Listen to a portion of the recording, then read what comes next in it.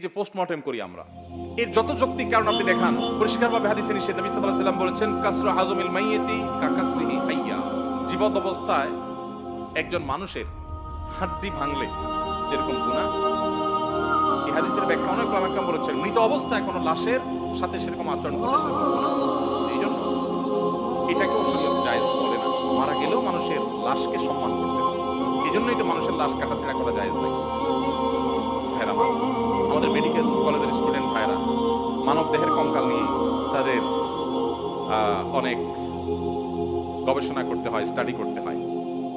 পৃথিবীর উন্নত অনেক দেশে এখন আর মানব দেহের অরিজিনাল কঙ্কাল দিয়ে তারা গবেষণা করে না, স্টুডেন্টরা পড়ালেখা করে না।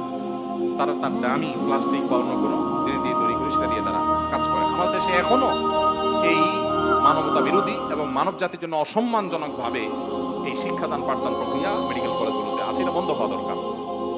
তো যেটা বলছিলাম যে এইরকম পরিস্থিতি যদি হয় তাহলে সেক্ষেত্রে ইসলাম এটাকে নাজায়েজ ঘোষণা করে। এই যে কবর গর্ত হয়ে গেছে, ভেঙে যাচ্ছে, তাহলে মানব দেহ অসম্মানজনক ভাবে কুকুরের মুখে যেতে পারে, অন্য প্রাণীর পেটে যেতে পারে, সেজন্য ওইটাকে সম্মানজনক ভাবে আবার পুনরায় মাটি কাটে দিয়ে সুন্দর করে দাফন করা, এটা পুরো এলাকাবাসীদের উপর ফরজে পায়। কেউ যদি না করে এবং লাশের অসম্মান হয় তাহলে সবাই গুনাহগার। এখন যেমন প্রশ্ন করেছেন আপনার বাপ ভাই করে না, তো আপনার উদ্যোগী হয়ে কোনো পুরুষকে পয়সা করে এটা করবেন। আপনি নারী হিসেবে কবরস্থানে এটা করাটা আপনার সাথে যায় না, শরিয়াত দৃষ্টিকোণ থেকেও এটা আপনি নিজে না করে কাউকে দিয়ে করাবেন, সেটা আপনার কর্তব্য।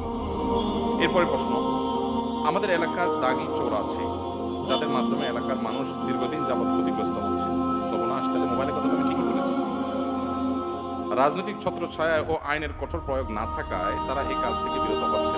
সাধারণ মানুষ এক্ষেত্রে কিভাবে সমাধান করবে? এই প্রশ্ন তো জায়গা মতো আসে নাই।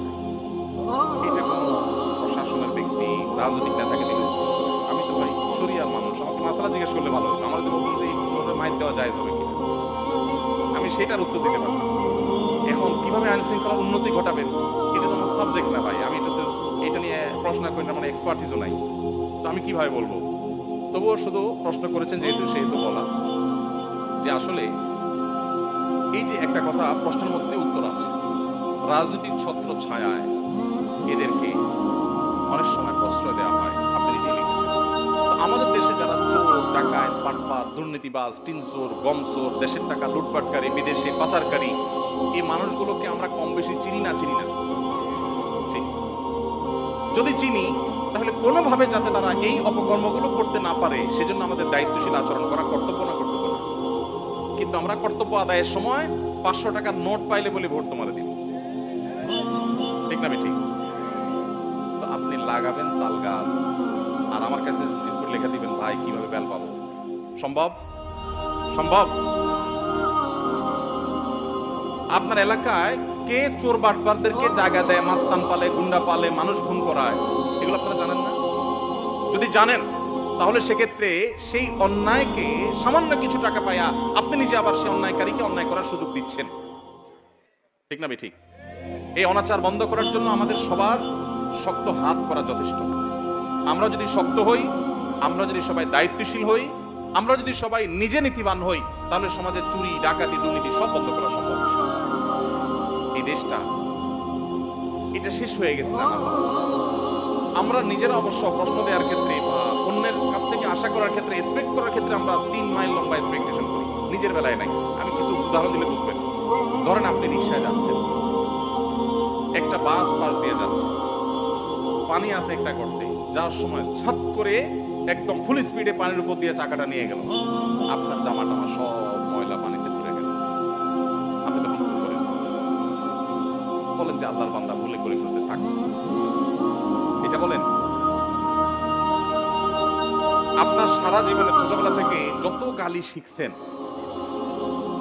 সবচেয়ে বড় গালিটা বরাদ্দ করেন লোকটাতে, আর কি ভদ্র গালি হলে যদি বলেন অন্তত বেয়াদব তো বলবেন।